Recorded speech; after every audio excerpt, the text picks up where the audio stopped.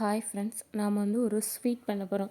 1 cup ரவையும் 3 cup பாலையும் வச்சு எப்படி ஸ்வீட் பண்ணலான்னு வாங்க வீடியோக்குள்ளே போகலாம். ஃபஸ்ட்டு ஒரு கடாயில் 1 டீஸ்பூன் வந்து நெய் ஊற்றிக்கணும். நெய் நல்லா காஞ்சதுக்கப்புறமா ஃபஸ்ட்டு 1 கப்பு வந்து ரவை எடுத்துக்கிடுதோம். 1 கப் ரவை எடுத்து அந்த எண்ணெயில் இது பண்ணிவிட்டு நல்லா மிக்ஸ் பண்ணி எடுத்துக்கிட்டோம். ஃபுல்லாக நல்லா மாறுத வரைக்கும் இது பண்ணண்டா, லைட்டாக ரவை சூடாகிற அளவுக்கு மட்டும் இது பண்ணால் போதும். ஃபுல்லாக கலர் சேஞ்ச் ஆகணும் அப்படிங்கிற அவசியம்லாம் இல்லை.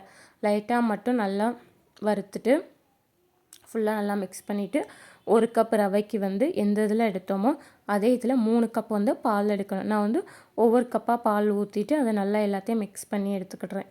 ஃபஸ்ட்டு 1 கப் பால் ஊற்றிட்டு அதை நல்லா எல்லாத்தையும் மிக்ஸ் பண்ணி எடுத்துகிட்டு அடுத்து 1 கப் பால் எடுத்து ஃபுல்லாக நல்லா மிக்ஸ் பண்ணிக்கிடணும்.